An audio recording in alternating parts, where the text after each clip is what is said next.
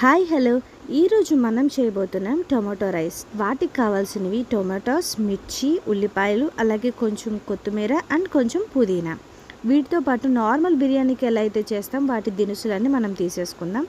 అలాగే 2 కాయల టమోటాలని బాగా పండిని కొంచెం పేస్ట్ చేసి పక్కన పెట్టుకోవాలి.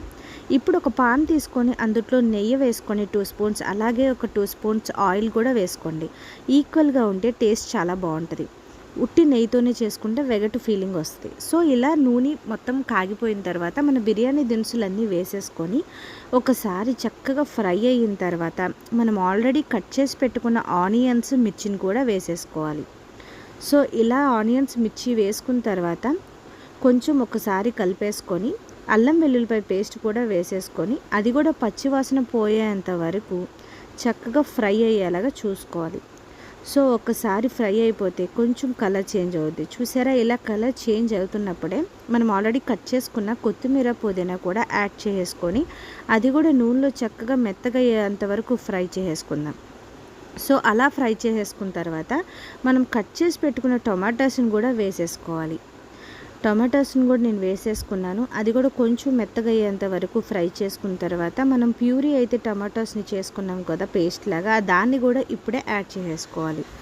2 ఒకేసారి ఈవెన్గా మగ్గుతాయి కాబట్టి. సో ఇలా 2 కూడా యాడ్ చేసుకొని ఆయిల్ బయటకు వచ్చేంత వరకు వేయించుకోవాలి.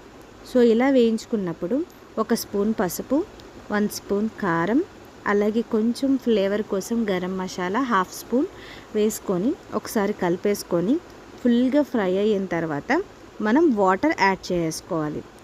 సో చూసారా ఎలా ఫ్రై అయిందో, మనం వాటర్ కూడా యాడ్ చేసుకుంటున్నాం. వాటర్ని మనం తీసుకున్న రైస్ క్వాంటిటీని బట్టి వాటర్ కొలత ప్రకారం పోసుకోవాలి. అలాగే ఈ వాటర్లో సాల్ట్ కూడా నేను వేసేసుకున్నాను. అలాగే మసులుతున్న తర్వాత బియ్యం కూడా వేసేసుకున్నాను. సో ఇలా బియ్యం కూడా వేసేసుకున్నాక ఒకసారి మొత్తం వాటర్లో బియ్యం అంతా కలిసేలాగా కలుపుకొని మూత పెట్టేసి లో ఫ్లేమ్లో చక్కగా మగ్గించుకోవాలి.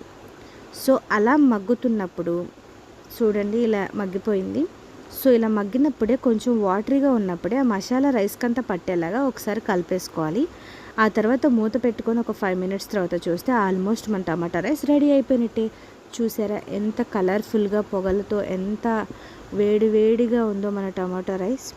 ఈ టమాటో రైస్కి combination chicken curry, mutton curry, prawn curry ఏదైనా సూపర్గా ఉంటుంది.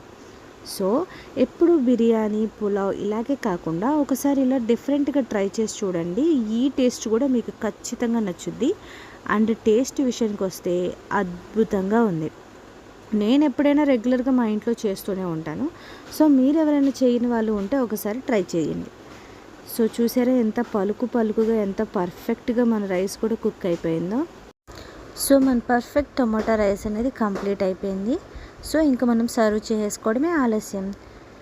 మీకు కనుక నా వీడియోస్ నచ్చితే లైక్, షేర్, సబ్స్క్రైబ్. మరించి ఇంట్రెస్టింగ్ వీడియోస్తో మంచి కొత్త వంటకాలతో ఈజీగా ఎలా చేసుకోవాలో అలాంటి వీడియోస్ని నేను రెగ్యులర్గా మన వీడియోస్లో పోస్ట్ చేస్తూ ఉంటాను.